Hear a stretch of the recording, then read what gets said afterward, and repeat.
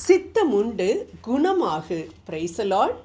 இயேசு தமது கையை நீட்டி அவரை தொட்டு, நான் விரும்புகிறேன், உமது நோய் நீங்குக என்று சொன்னார். உடனே அவரது தொழு நோய் நீங்கியது என்று மத்தேயு எழுதிய நற்செய்தி 8வது அதிகாரம் 3வது இறைவார்த்தையில் நாம் இவ்வாறு வாசிக்கின்றோம். இங்கு தொழுநோயாளர் ஒருவர் இயேசுவிடம், ஐயா, நீர் விரும்பினால் எனது நோயை நீக்க உம்மால் முடியும், உமக்கு சித்தமானால் என்னை சுத்தமாக்க உம்மால் ஆகும் என்கிறார். உடனே இயேசு, எனக்கு சித்தம் உண்டு, சுத்தமாகு என்று சொல்லி அவரை சுகமாக்கினார் என நாம் பார்க்கின்றோம். நாம் அனைவரும் சுகமடைய வேண்டும் என்பதுதான் ஆண்டவரின் சித்தம் என தெள்ள தெளிவாக இயேசு சொல்வதை நாம் இங்கு அறிகிறோம். அவரிடம் வந்த அனைவரையும், கண் பார்வையற்றோர், நடக்க முடியாதோர், காது கேளாதோர், தீய ஆவி பிடித்தவர்கள் என்று தன்னை நாடி வந்த சிலரை மட்டும் அல்ல, அனைவரையும் சுகமாக்கினார் என நாம் மத்தேயு 8:16 வாசிக்கின்றோம். அவருக்கு சுகம் கொடுக்கத்தான் பிடிக்குமே தவிர நோயை கொடுக்க ஒரு காலும் அவருக்கு பிடிக்காது என்பதை விவிலியத்தில் அநேக இடங்களில் நாம் வாசிக்கின்றோம். அன்பானவர்களே, எவ்வளவுதான் அக்கிரமக்காரனாக இருந்தாலும் ஆண்டவரே எனக்கு சுகம் கொடும் என்று மனதார அவரை நம்பி கேட்டால் சுகம் கொடுப்பவர் அவர். ஆனால் நம்மில் அநேகர், நான் சுகவீனமாயிருப்பது ஆண்டவருடைய சித்தம்னு நினைக்கிறேன், ஏதோ ஒரு திட்டத்துக்காக தான் எனக்கு இந்த நோயை அனுப்பியிருக்கிறாரு, எதுக்காக அனுப்பியிருக்கிறாரு அப்படின்றதையும் சீக்கிரத்திலேயே எனக்கு வெளிப்படுத்துவார் என்று சொல்லி மற்றவர்களிடம் நாம் இதை கூறினாலும் மருத்துவர்களிடம் சென்று ட்ரீட்மெண்ட் எடுப்பதை நாம் பார்க்கின்றோம். நான் வியாதியினால் வேதனைப்படுவது ஆண்டவரின் திட்டம் என்றால் ஏன் மருந்துகள் உட்கொள்ள வேண்டும்?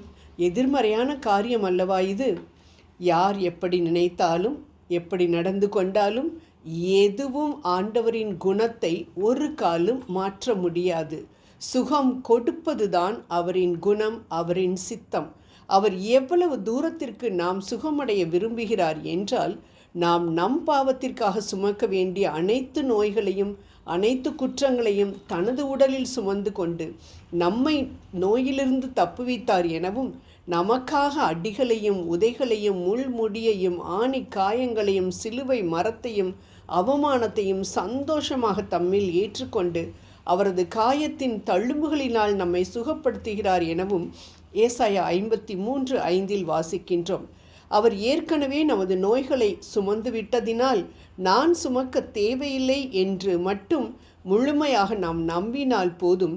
இன்று நாம் நோயினால் வேதனைப்பட வேண்டிய அவசியமே இல்லை. அது மட்டுமல்ல, நம் நம்பிக்கை வளர இயேசு பிணியாளிகளை குணப்படுத்திய அற்புதங்கள் ஒவ்வொன்றையும் விவிலியத்தில் தேடி கண்டுபிடித்து அதை திரும்ப திரும்ப நாம் வாசிக்கும் பொழுது அவர் நம்மையும் என்னையும் இவ்வாறு நிச்சயம் குணப்படுத்துவார் என்ற நம்பிக்கை நம்மில் பெருகும். அன்பானவர்களே, வெறுமனே ஆண்டவரே என் வியாதியை குணப்படுத்தும் என்று உதட்டளவிலிருந்து வரும் வார்த்தைகளால் ஜெபிப்பதை விட்டுவிட்டு, சித்தமுண்டு சுத்தமாக குணம் பெற என்று தொழுநோயாளிக்கு சுகம் கொடுத்தீரே ஆண்டவரே, படுக்கையை எடுத்துக்கொண்டு நட என்று சொல்லி உடன் நலமற்றவருக்கு சுகம் கொடுத்தீரே ஆண்டவரே என்று விவிலிய வார்த்தைகளை கொண்டே நாம் ஜெபம் செய்தால் நிச்சயம் ஆண்டவர் அதற்கு பதில் கொடுப்பார். ஏனென்றால் அவரின் வார்த்தைகள் எதற்காக அனுப்பப்பட்டதோ அந்த வேலையை செய்யாமல் வெறுமனே அவரிடம் திரும்பாது என நாம் ஏசாயா 55:11 வாசிக்கின்றோம்.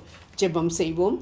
நானே உனக்கு குணமளிக்கும் தெய்வம், நானே உன் பரிகாரியாகிய கர்த்தர் என்று சொன்ன எங்கள் அன்பு தெய்வமே, என்னை வாட்டி வதைத்து கொண்டிருக்கக்கூடிய இந்த நோயிலிருந்து எனக்கு பரிபூர்ண சுகத்தை கொடுப்பீர் என்று நம்பி நான் உமக்கு நன்றி கூறுகின்றேன். ஆண்டவரே, நீர் எனக்கு கொடுக்க இருக்கின்ற சுகத்தை பெற்றவுடன் உன் நாமம் உம் மகிமை விளங்குமாறு நான் மற்றவர்களுக்கு எடுத்துரைப்பேன், அதை சாட்சியாக என உறுதியளிக்கின்றேன். என்னை போல வேதனையுறும் ஒவ்வொருவரையும் இந்த நேரத்தில் நினைத்து பார்க்கின்றேன்.